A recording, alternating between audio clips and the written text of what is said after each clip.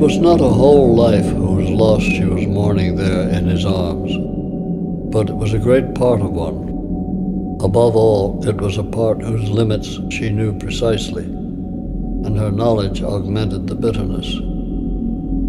And presently within her, deeper than the weeping for the wasted years, she found a ghastly dread all formed and growing. She raised her head and looked up at him with tenderness and terror. His head had dropped to one side, his eyes were closed. She put her arms around his neck and kissed his forehead many times. Then, half pulling and half coaxing, she got him back down into bed and covered him. She gave him his pill, undressed silently, and lay down facing him, leaving the lamp burning so she could see him as she fell asleep. The wind at the window celebrated her dark sensation of having attained a new depth of solitude. First of all, there was the room. Nothing could change the hard little shell of its existence, its white plaster walls and its faintly arched ceiling, its concrete floor and its windows across which a sheet had been tacked, folded over many times to keep out the light. Nothing could change it because that was all there was of it, that and the mattress on which he lay. When from time to time a gust of clarity swept down upon him, and he opened his eyes and saw what was really there, and knew where he really was, he fixed the walls, the ceiling and the floor in his memory, so that he could find his way back next time. For there were so many other parts of the world, so many other moments in time to be visited, he never was certain that the way back would really be there. Counting was impossible. How many hours he had been like this, lying on the burning mattress. How many times he had seen Kit stretched out on the floor nearby, had made a sound and seen her turn over, get up, and then come toward him to give him water. Things like that he could not have told, even if he had thought to ask them of himself. His mind was occupied with very different problems. Sometimes he spoke aloud, but it was not satisfying. It seemed rather to hold back the natural development of the ideas. They flowed out through his mouth, and he was never sure whether they had been resolved in the right words. Words were much more alive and more difficult to handle now, so much so that Kit did not seem to understand them when he used them. They slipped into his head like the wind blowing into a room, and extinguished the frail flame of an idea forming there in the dark. Less and less he used them in his thinking. The process became more mobile. He followed the course of thoughts because he was tied on behind. Often the way was vertiginous, but he could not let go.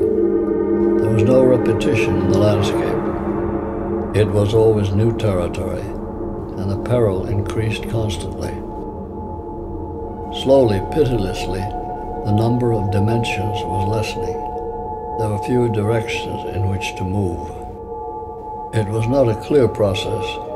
There was nothing definite about it so that he could say, now up is gone. Yet, he had witnessed occasions when two different dimensions had deliberately, spitefully, merged their identities, as if to say to him, try and tell which is which. His reaction was always the same, a sensation in which the outer parts of his being rushed inward for protection, the same movement one sometimes sees in a kaleidoscope on turning it very slowly, when the parts of the design fall headlong into the center.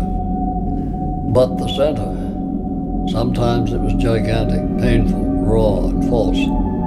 It extended from one side of creation to the other. There was no telling where it was. It was everywhere.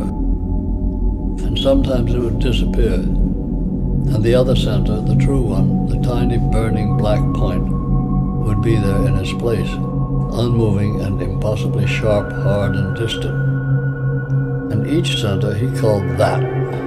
He knew one from the other and which was the true, because when for a few minutes sometimes he actually came back to the room and saw it, and saw Kit, and said to himself, "I am in Spa," he could remember the two centers and distinguish between them, even though he hated them both, and he knew that the one which was only there was the true one, while the other was wrong, wrong, wrong. It was an existence of exile from the world. He never saw a human face or figure, nor even an animal. There were no familiar objects along the way. There was no ground below, no sky above. Yet the space was full of things. Sometimes he saw them, knowing at the same time that really they could only be heard. Sometimes they were absolutely still like the printed page, and he was conscious of their terrible invisible motion underneath, and of its portent to him because he was alone. Sometimes he could touch them with his fingers, and at the same time they poured in through his mouth. It was all utterly familiar and wholly horrible.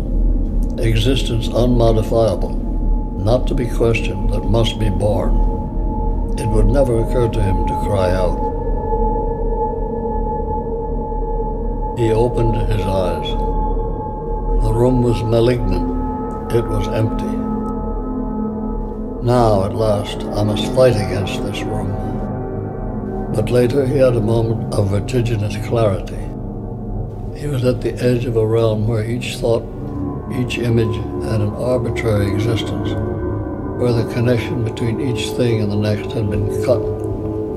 As he labored to seize the essence of that kind of consciousness, he began to slip back into its precinct without suspecting that he was no longer wholly outside in the open, no longer able to consider the idea at a distance. It seemed to him that here was an untried variety of thinking, in which there was no necessity for a relationship with life. The thought in itself, he said, a gratuitous fact, like a painting of pure design. They were coming again, they began to flash by. He tried to hold one, believed he had it, but a thought of what? What is it? Even then it was pushed out of the way by the others crowding behind it.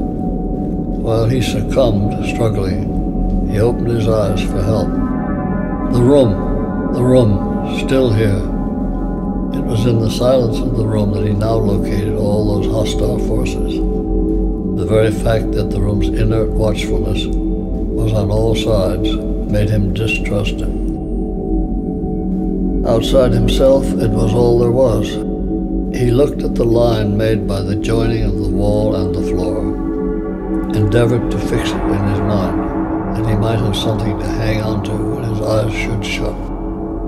There was a terrible disparity between the speed at which he was moving and the quiet immobility of that line, but he insisted, so as not to go, to stay behind, to overflow, take root in what would stay here.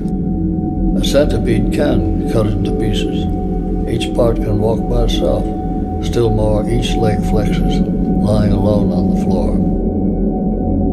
There was a screaming sound in each ear, and the difference between the two pitches was so narrow that the vibration was like running his fingernail along the edges of a new dime.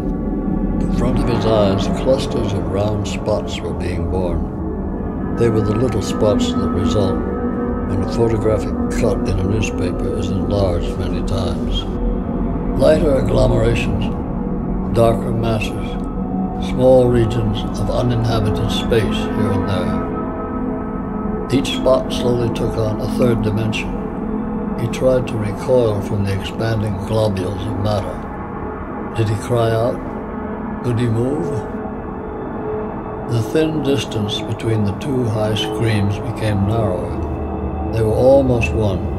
Now the difference was the edge of a razor blade poised against the tips of each finger. The fingers were to be sliced longitudinally. His cry went on through the final image. The spots of raw, bright blood on the earth, blood on excrement. The supreme moment, high above the desert. when the two elements, blood and excrement, long kept apart, merge. A black star appears, the point of darkness in the night sky's clarity. Point of darkness and gateway to repose.